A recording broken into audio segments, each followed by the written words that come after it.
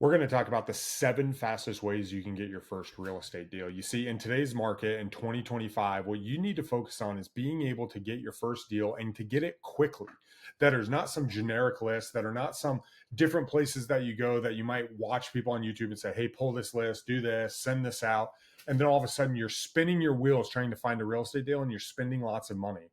What matters most in wholesaling is making money as fast as possible. And the reasons why these work is their tried and true methods, and their methods where you are finding people who need to sell, not just want to sell or might sell. Okay. See, back in 2016, I told my team, I had an acquisitions team, I had an admin, I had a dispo. I said, hey, if you will go out and find a deal, everybody on the team, you didn't have to be an acquisition coordinator. If you'll go out and find a deal, you can get a percentage to increase your income. And what I was trying to do is I was just trying to get more deals, and I was looking for creative ways in order to find more deals. And one of the ways that I'm going to talk about here, TJ, one of the guys on my team, he used to be in an ancestral research. He used to do like charts for people just for fun in the church. And he decided to take some of that ancestry research and be able to pinpoint specific sellers with motivation and find a way where he didn't have to make a cold call and it was just a simple message to them. We're going to talk about that here because within 3 weeks, he pulled a probate lead. He spoke to them. He did all the communication via email. And from there, he locked it in. And we ended up making, I think it was like $33,000 on the assignment in order to make this money. We're going to go over those types of methods here today. So, guys, the very first thing you can do, we talk about driving for dollars. You've heard that. The very first thing you can do is you can drive around your neighborhood and you can implement what's called the triple touch system.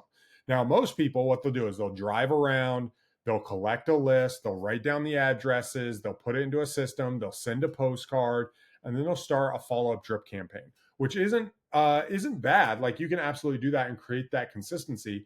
But really, we're talking about the fastest ways you can do it. Here's what I want you to do. I want you to drive around your neighborhoods and I want you to find properties that look to be in distress. Okay. And when you see that they're in distress, we want to implement what's called the triple touch method. So there's 3 things that you're going to do. Number one, you're going to call them, and you're going to call them by leading with curiosity, which we're going to talk about here in a second.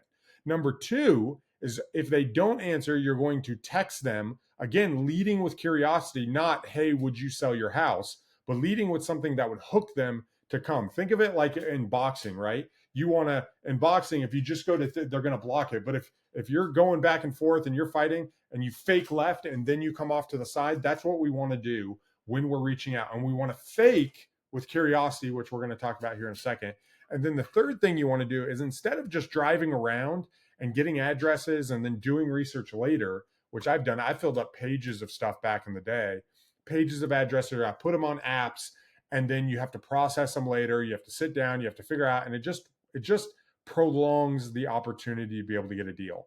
So the third thing is we want to actually stop, walk up to the door, and put a post-it note directly on the door. And this is the triple touch system. So this is what it looks like. So you follow, you see a house, you stop, you pull up their information, and you call them. And when you call them, what you're going to say is very simple. You're not going to say, hey, Jim, with the name on. You're not going to do any of that. You're just going to make it very easy. Hi, is this the owner of the property at 123 Main Street? Hey, I was just driving by it, and I was curious if you would be interested in selling that property. Very, very simple, very effective. Don't try to do any gimmicks to game the system. Hey, are you the owner of XYZ property? Would you be interested in selling it? And start from there. And remember, you are a real estate investor who's trying to buy more properties. That's it. If you can take on that identity and you can just call them, you're good to go. Now, if they don't answer, you want to send them a text message. Now, the text message is going to be very similar. You're going to start with curiosity, but you're not going to say you want to buy the house right away because of the way texting works. Instead, you're going to start, hey, this is Ronnie. I was driving by your house a little bit earlier over on 123 Main Street, and I noticed that it didn't really look right. Something was off, okay? And what this is going to do by saying something didn't really look like, I just wanted to make sure everything was okay.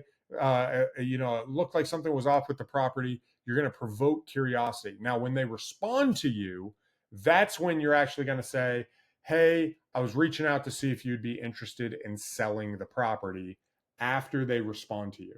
This engages in conversation. It gets people to be like, hey, this guy saw something in my house. It wasn't right. Oh, something's off. And you can respond directly to them. And you get a lot more engagement on the front end. And it works really when it's an individual style and you don't need an opt out. It's just a personal text message and you go from there. So, way number one is to drive around your local neighborhoods and implement the triple touch system. Call, text, post-it note on all the houses you see, and keep doing that week in and week out at the tune of 30 to 100 a week. If you could get in the habit of 100 a week, you're going to get a deal very, very quickly. Now, way number two is I want you to reach out to your local county and I want you to request all of the properties that have a code violation on it. Now, code violations are a beast to deal with if you're a seller, because you get in the system and all of a sudden you have to follow. It has to be inspected. It has to come out. There's fines attached. Even tall grass can turn into a fine very, very quickly. But when you reach out, I want you to ask for the trash and debris code violation or the similar. The trash and debris and or a violation due to property condition. And you can ask, and there's different violations, but one of those two, and you want to request that list. And once you request that list, then you want to call every single one of them. And as a matter of fact, if you can even triple touch those, even better. Hey, call, are you the owner of so-and-so? And then you go through your script again. Are you interested in selling? But cold call all those code violations that you're able to pull, because these people have a problem with their property and it's notified in the city, which means they're into a funnel that they have to be able to work through. Otherwise, they get fined big time. And the cool thing with code violations, before you guys go off on the table and say, hey, oh my gosh, it's a code violation. Am I going to be able to sell this? When you sell it, at least in Grand Rapids where I'm at, when you sell it, the time frame resets for the new buyer, and the city is much more lenient with the new buyer in the code violation than the seller who received it. So I believe in Grand Rapids, there's like a 60-day window to get it fixed after you purchase it. I think in some areas there's a 90-day window in order to fix that code violation. And they know that you're coming in and you're fixing blighted properties. When you're doing that, you want to talk to them about, hey, I'm coming in this property. We noticed that it was blighted and we want to fix it up when you're talking to the city. So that is way number two. Way number three is if you pull a pre-foreclosure list or a foreclosure list of notice of default, which has been sent out to the seller. There's two. There's appointment of trustee and there's notice of default. But any pre-foreclosure list, you could even do bad credit. And then you show up and you actually knock on the door, okay? Now, this is quite scary. They often say in door-to-door sales, the hardest door to open is your own, which is your own car door, is getting out and actually walking up. But if you can go up, think of it this way.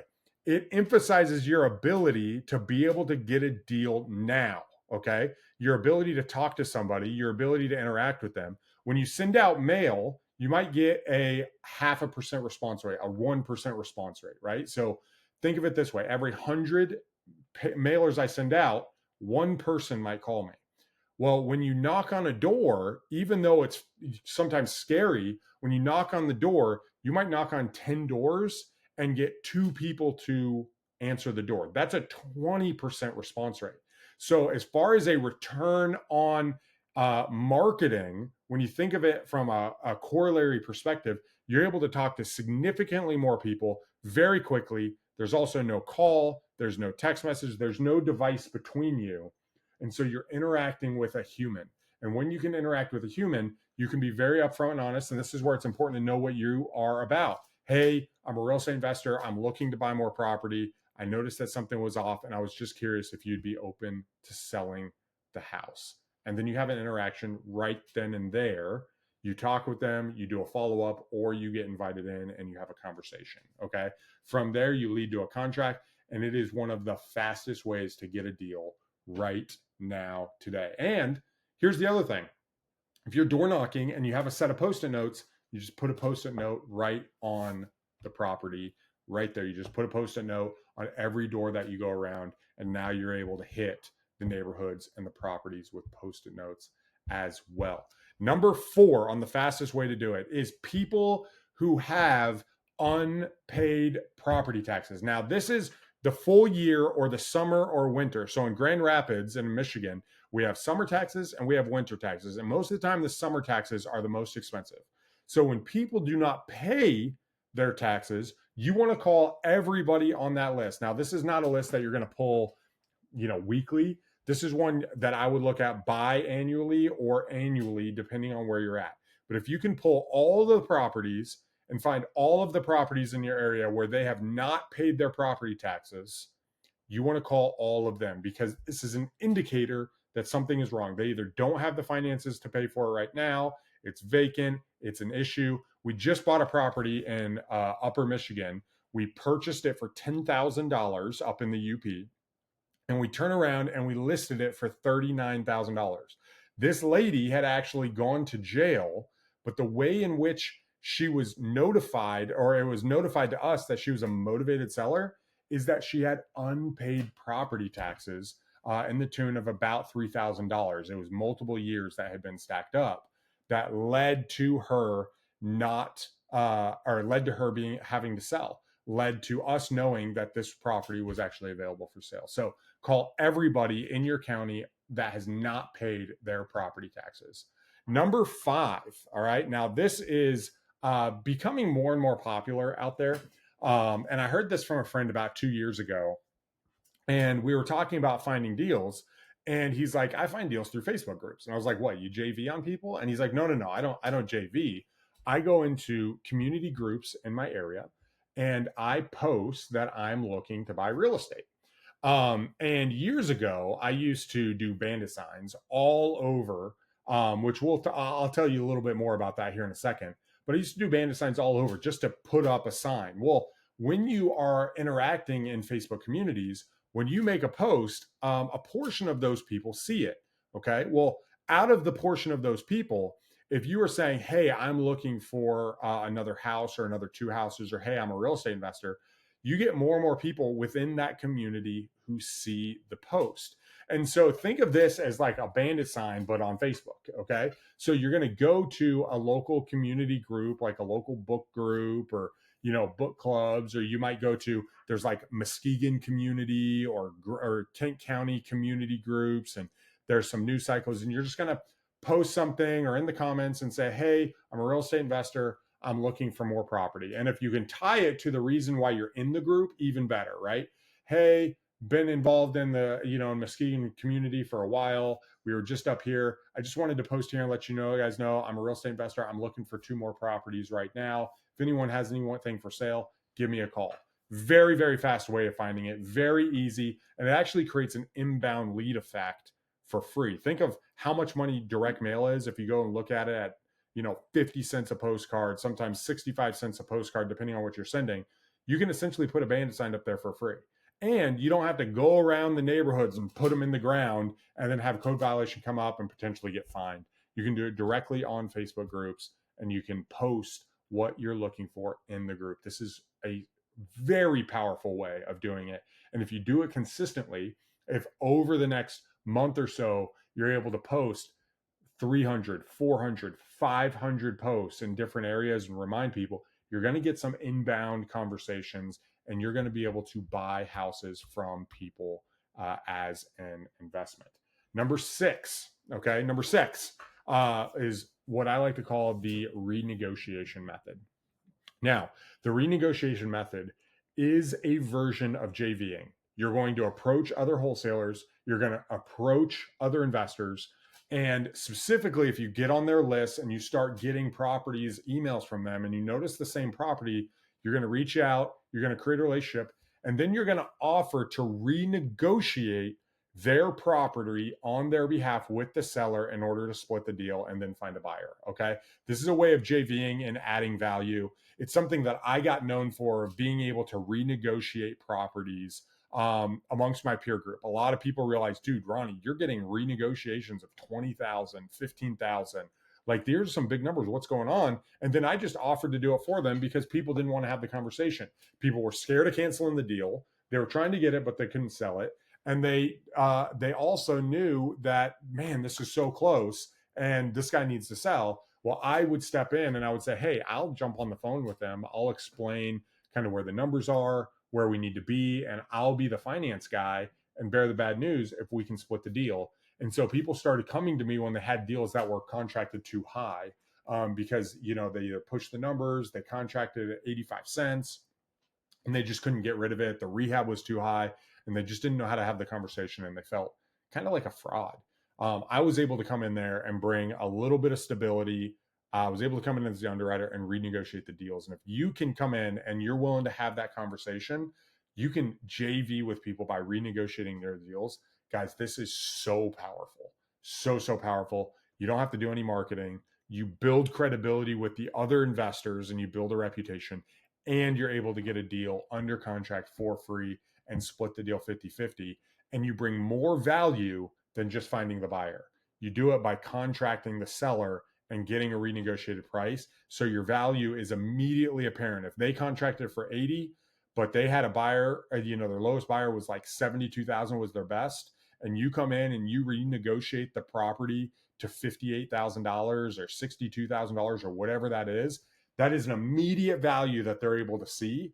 And that can either sell to their original buyer and you split the deal, or find your buyer and you're able to add value in the marketplace immediately in the tune of multiple thousands of dollars, and they can see it right there rather than feeling like they missed out on an opportunity. They came to their wits' end, they didn't know what to do, and you solved the problem. Guys, this is so powerful. I can't underestimate this, and it is a very, very fast way.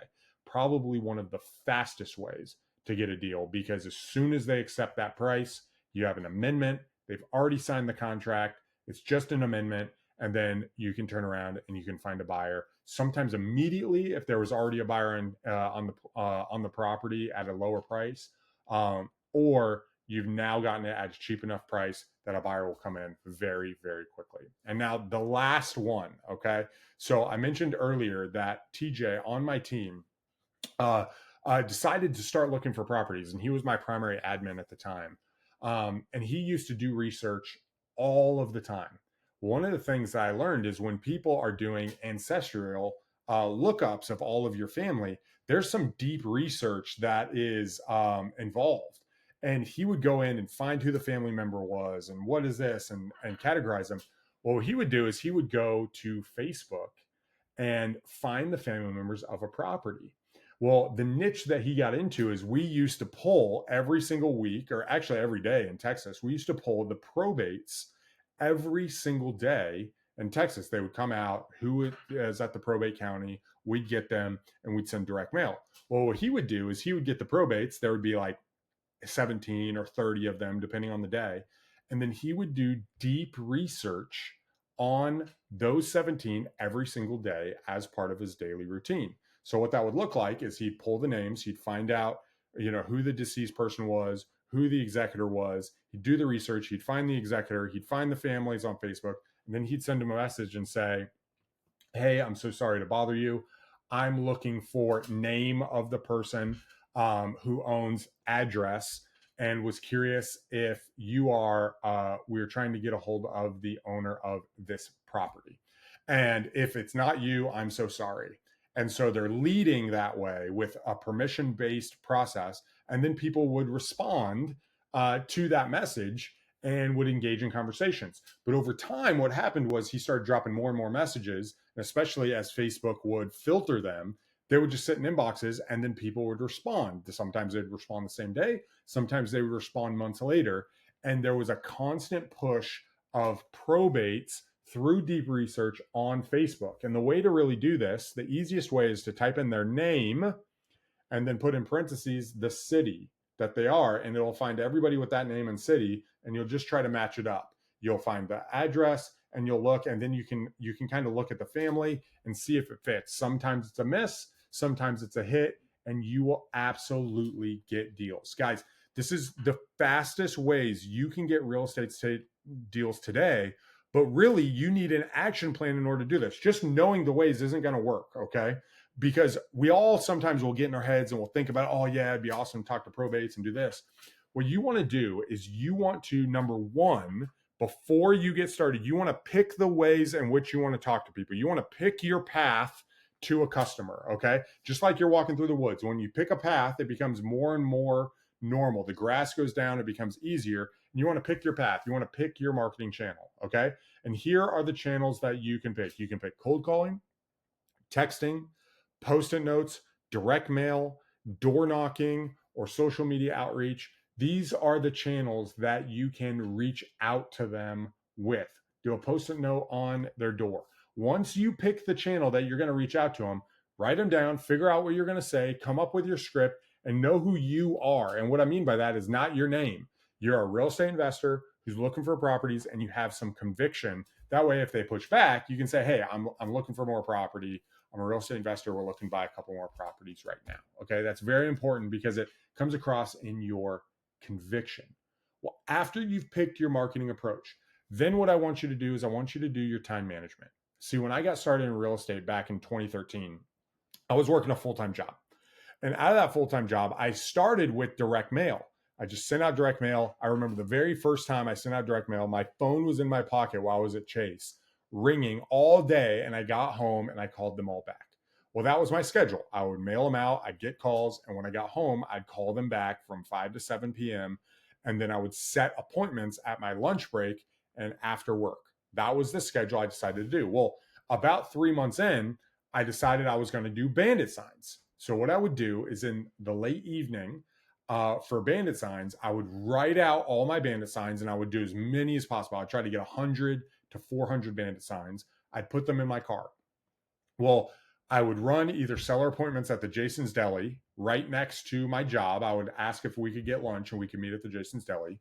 If they were close to where I was working at the Chase branch, I would go to their house or I would meet them after work. Well, as soon as I was done with that, I would then do bandit signs and I would map out my route, I would print it out, and then I would hit that bandit sign route and I'd hit all four corners and I would my goal was to place between 40 and 100 bandit signs depending on how much I could do. And I was running around like a madman doing that. And I did that over and over and over for weeks. So I was sending out direct mail, placing bandit signs, sending out direct mail, meeting with sellers for lunch, meeting them right after work, bandit signs, direct mail. And I created a rhythm. You need to do the same thing. You need to figure out what is your schedule like, and you need to be able to carve out about 10 to 15 hours a week. Okay. And your goal during this 10 to 15 hours is to keep marketing consistency. Okay. Constant outflow of new lead generation, and then time to talk to people. And if you can aim to be able to actually touch base with individuals in the range of 30 to 100 connects a week, where you're getting someone on the phone, they're responding to your text message, they're calling you. If you can have 40 to 100 a week, you will be on your way to getting your first deal as soon as possible. And then once you come up with your plan and your time management, you need to implement it and you need to stick to it. The importance is consistency and realistic consistency. And what's really nice is being able to get in groups of 100, because hundreds are not only a substantial number, but they're statistically significant. And what that means is you can run your KPIs and you can keep tracking them in your head. Okay, I hit 100, I had 4 calls, I'm getting 4%. Hey, I hit 100, I talked to 40 people. Oh, I did this. And all of a sudden, you're able to start creating trends if you keep track of hundreds and they're just big chunks. And so if you can aim for 100 of whatever you're doing, do them in blocks of 100 and carve it out in your schedule in a 10 to 15 hours a week time frame. And then I want you to remember this. As you're getting started, guys, the deal cycle is marketing, talk to people, put it under contract, find a buyer, keep marketing. Okay. Marketing, talk to sellers, put it under contract, sell it to an investor, keep marketing. And you want to go through that cycle over and over again until you do your first deal, you do your third deal, you do a fifth deal, and then you can start creating that system. That's how I created my first system. Is I was direct mail, I was bandit signs, I did 7 deals. Okay, 7 deals over an 11-month window. And then after that, I met somebody, we partnered up, and we went full time. And from there, but if you're looking to get your fastest deal, start this process, go back and re-listen to the video and get started today and jump into our community, engage, create a network. And we'd love to have you come in. Let me know your comments. I want to hear you guys' success. Until next time, peace.